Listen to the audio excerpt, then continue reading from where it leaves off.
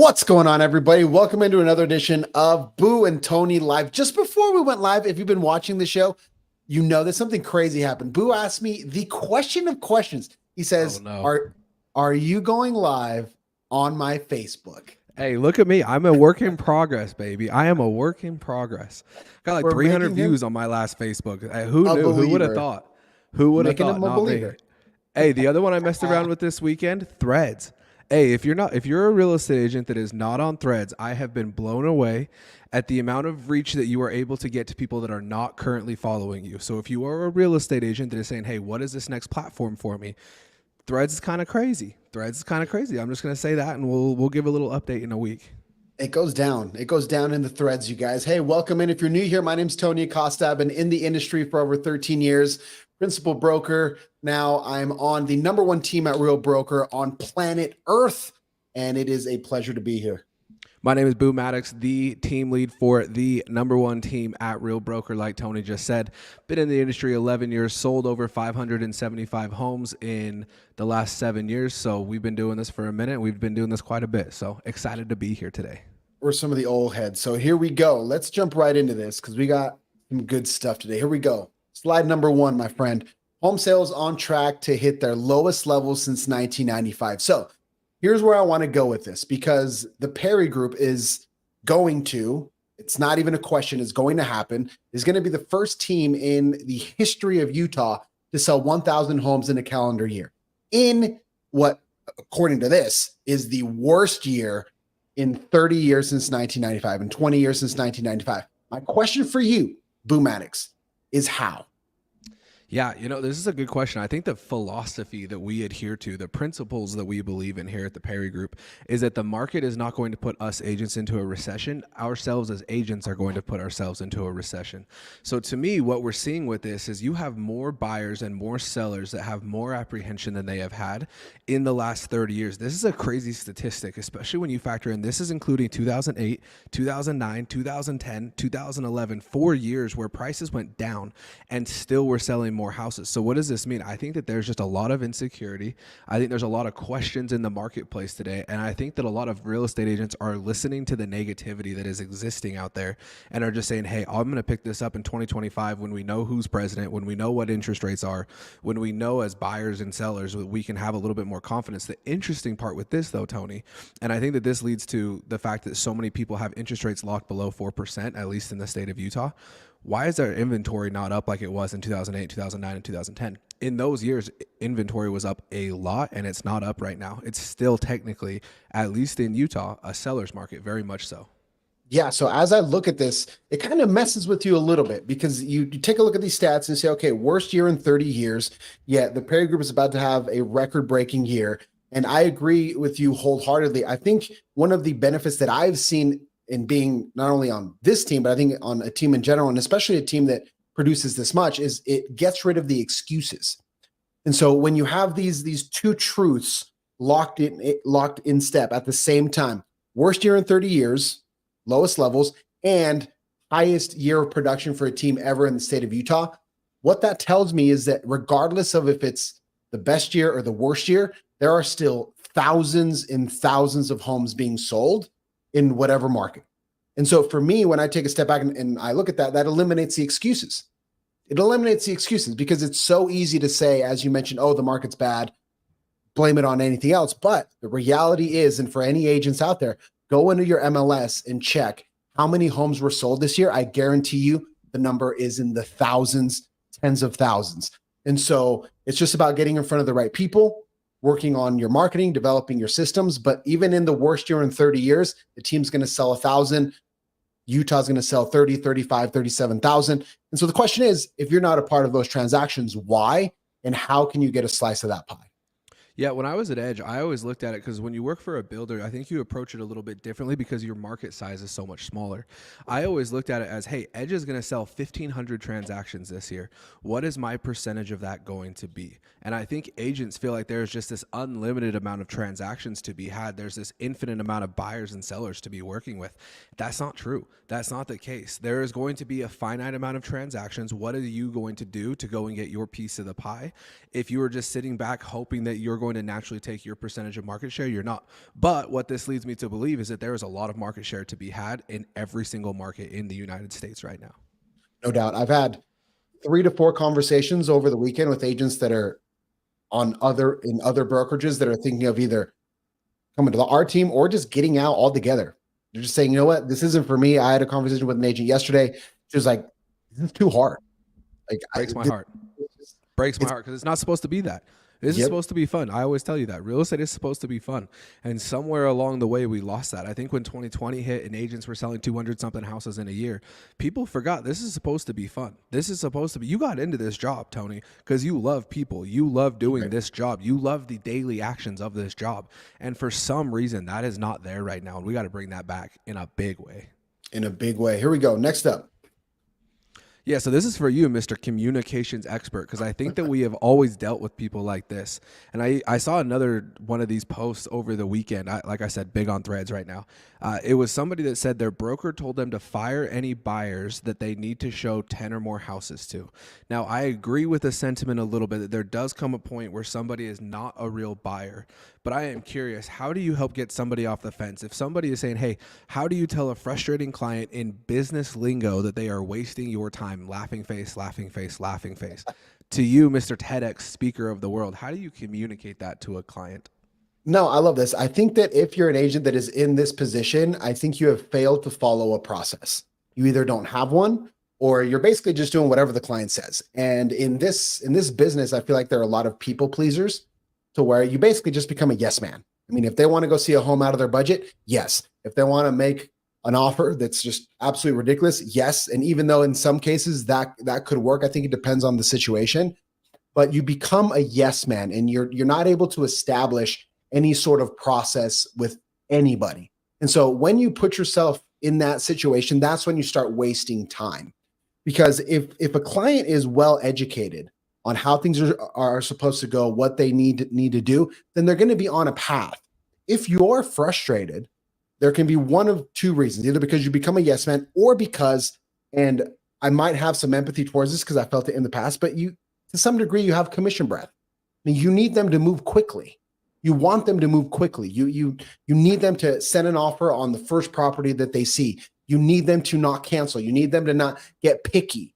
And so for a lot of agents, especially agents that don't produce much, this happens so often where we get frustrated with our clients when they don't love the numbers, when something comes up in the inspection and they don't love it, when they're second guessing things. And so that's one of the reasons why I think it's so important to have a pipeline of business so that you can then have those conversations in a cool, calm, and collected manner. Now, as far as the communication goes, whatever point in the process this customer is in and they're not moving forward, you just have to address it head on. So is it that they keep seeing properties and they're not making any offers? Well, they're seeing the wrong properties. That's not what they're looking for. And so you have to learn to ask better questions to know, okay, if I've shown them 20 homes and they haven't liked any of them and they've sent 0 offers, then I'm showing them the wrong things. And that's where I think it's super important to not just send MLS links, but when you're at these showings, if I'm assuming that that's the stage where they're at, they haven't gotten under contract yet. When you're at these showings, guys, ask questions. Really try to dig deep into what matters for them. What do they like? What do they not like? I mean, you talk about this all the time. Is there a current dissatisfaction? Is there a future promise?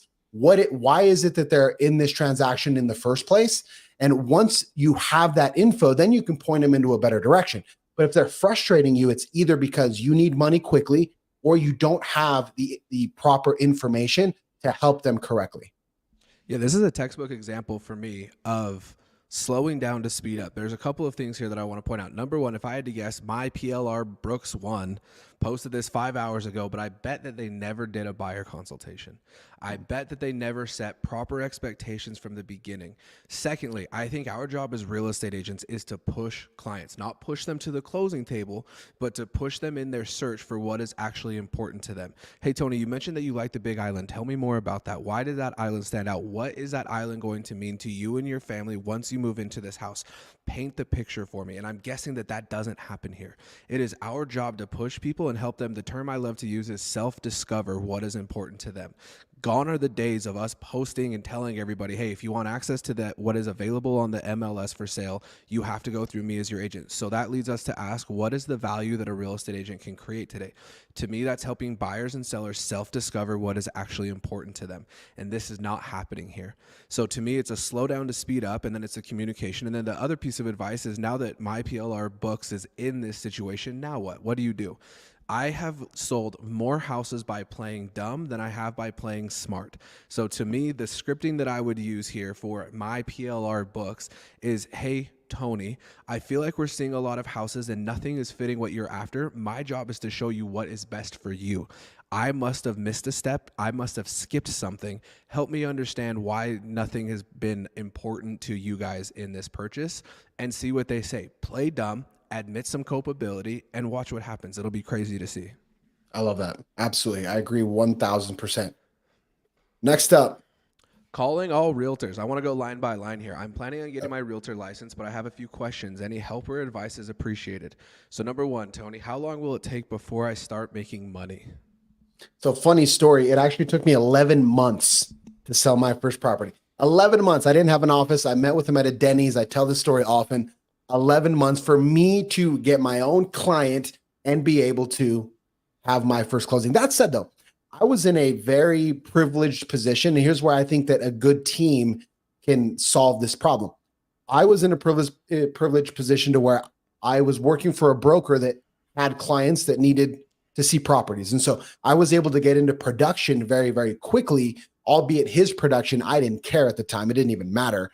But I was able to, on day one, have somebody to go show properties to. And I think that that is a very underrated benefit that we try to give our agents on our team, that I had when I first started out, because it's so difficult to get a client in the beginning when you're first learning, when you're still insecure about social media, when you don't have a database. Like, all those things take time to build.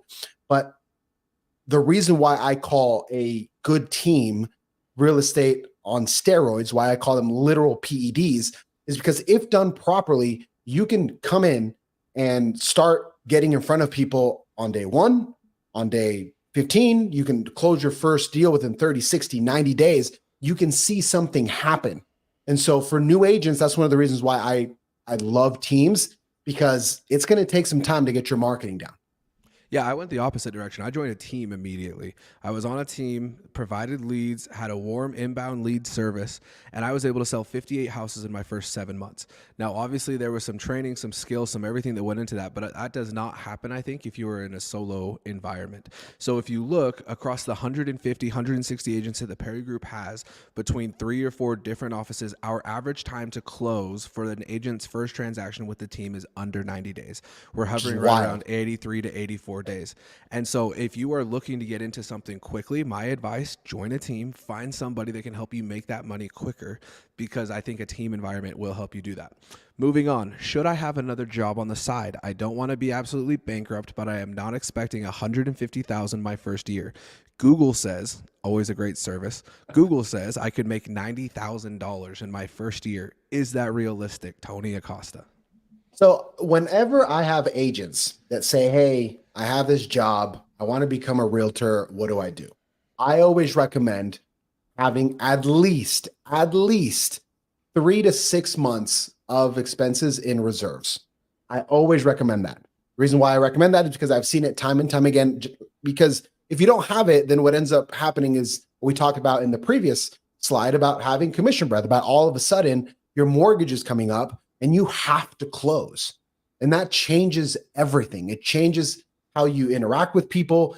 You're not as patient. You're not able to make the right calls. And so if you have a job, should you keep it at least until you have those reserves? That said though, I think there is something to be said as soon as you have those reserves for going all in.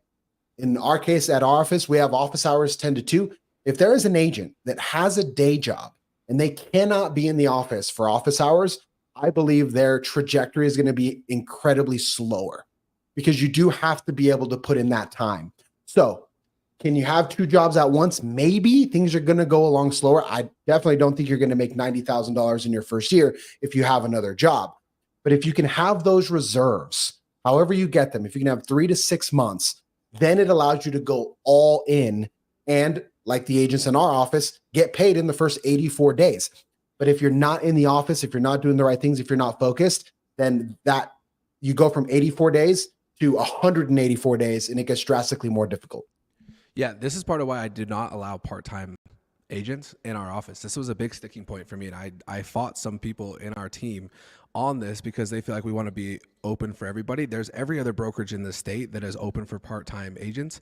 I just think it takes too much time, and as the team lead, I think it means that I have to dumb down my trainings to the part-time agents, which I am unwilling to do.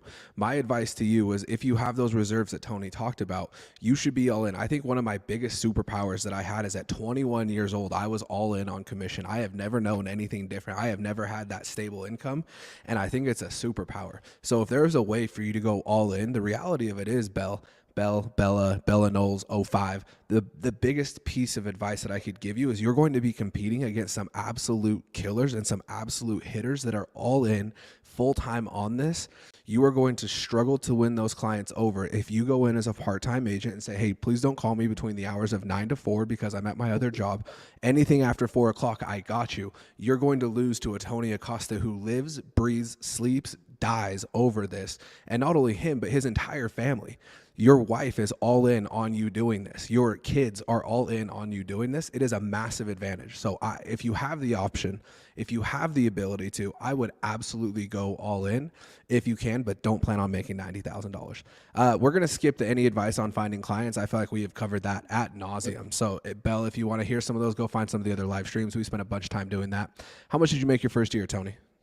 I made, I think, $50,000 at age 21, which I never felt so rich in all my life because I worked Mexican fast food. And I remember my biggest paycheck for 2 weeks was like $388. So first year, I made probably close to $50,000. Yeah, I made somewhere between 175 to 225, but I do think that that was the anomaly. So ignore me there. Any Rise real estate reviews? I don't know what that means. Do you know what that I don't know means? what that means. I have No idea. Sorry, Bell. Can't help you there. Average commission. What would you say your average commission is currently? Average commission probably about two and a half, I would say. Yeah. Two Yeah. and a half. Yeah. I mean, I made my living not making more than 66% on a split. So if you factor, I mean, that's right at 2% on a 3% transaction. I made about 2%. And my bread and butter was always townhome. So right in the middle of the price point, somewhere between 475 to 525. So I would say my average commission was somewhere between $8,000 to $12,000 on average. And you can see if you start to stack those up, you can make some money pretty quickly. But here's the underlying thing before we move on to the last one with that question. And I don't know that this is, Bell's intention, but resist the temptation to want to go 100% margins. When you say average commission, I don't know if she's referring to the splits, if she just wants a dollar figure, but again, on a team, your splits are going to be higher, and that's okay. That's okay because you need the lead flow, you need the training, you need the systems. If once you're a rock star, you want to go out and go solo, even then, I might caution still keep on against your it. team. You will make more money. I've been fighting people on this all weekend long. You will make more money on a team than you will as a solo agent. Yep. And I will die on that hill based on my own previous experience. You're getting opinionated boo on this one because I want to fight true. everybody. Everybody that wants to say I will make more as a solo agent. I completely disagree with you. Let's compare 1099s and see who walked away at the end of the year with more money. I think you lose. I agree. We have multiple agents on our team that sell between 30 and 50 homes that did the solo thing, and now they're on the team. So I think that speaks to that 100%. So resist the temptation, especially early on, to want to go for 100% margins. You're going to need some support. That costs money. You're going to need some leads. Those are expensive. Be willing to pay to learn, and you'll be just fine. All right, next one. Realtors are absolutely complicit. All right, mock next. Realtors are absolutely complicit in the price gouging happening in the housing market. We were just shown a 60-acre lot for $600K that sold for $175 in 2019. I don't believe this is the whole market. It's just what realtors can profit the most off of. And I'll deal with a private seller before I become a sucker. So here's a misconception. You guys actually think that we set the prices. We set the market, Tony. We are so damn good at what we do that we are the ones that are controlling pricing, right? We are the ones that are controlling what the market is. So break this down, Boo. Break down how for Mocknex, who has no idea how this works. Break it down. How when a property goes on the MLS, who sets that price? Where does that number come from? What happens? Well, I mean, let's talk about this because I think the price can come from a couple of different spots. Obviously, an agent is going to have their opinion on the valuation of the property. The But based 60-acre on lot what for though? 600K, based on comparables, based on what has sold in the Comparables. last Thank you. 3 to 6 months. If it's a 60-acre lot, they're probably going back even further than that because there's probably, I don't know where Mocknex is, but Mars probably. But if this person doesn't understand that an agent doesn't, I mean, look, let's really get into this. You were just shown a 60-acre lot for 600K. You went and saw it, Mocknex. You went and saw the lot. Obviously, that's close to what it's worth. Otherwise, you wouldn't have gone and seen it. You have some idea. Just because it sold for something in 2019 and now it's listed for something else doesn't mean that it's not worth that. If this agent, whoever is listing this 60-acre lot in freaking who knows, if you post that if you list that 60-acre lot for $1.2 million, is it going to be shown? No. Is it going to be bought? No. Why? Because the market dictates price more than any real estate agent ever will. I don't care if you're freaking Ryan Serhant and you think that you are the God himself of selling real estate in Manhattan. That might be true, but if you are pricing something just to be making as much as possible, it's not going to sell. It doesn't matter. The market never lies. If you list one of those 4 listings that you sold over the weekend, if you list one of those at $5 million, Tony, are you turning in a contract this weekend? No, probably not. Why?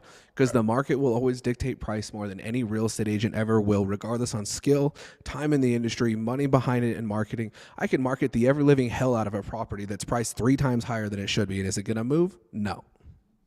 1,000%. And so the process, everybody, once again, our job is to identify trends. Our job when we're getting a property ready to go on the market is to collect as much data as possible. We collect as much data of comparables. Here's a house that's similar to yours. It sold for this. It sold for that. We bring all of that information to the table. And then there are different pricing strategies, right? Some sellers they'll come in low and then they'll try to get a lot of demand. Some will start high and then if nothing happens, they'll bring it down slowly. So there's a lot of different ways that a property can be priced and a lot of different outcomes that a seller can look for. Some sellers are in a hurry. They need to sell quickly. So that's going to be one price. Other sellers might just be testing the market. Let me see what happens.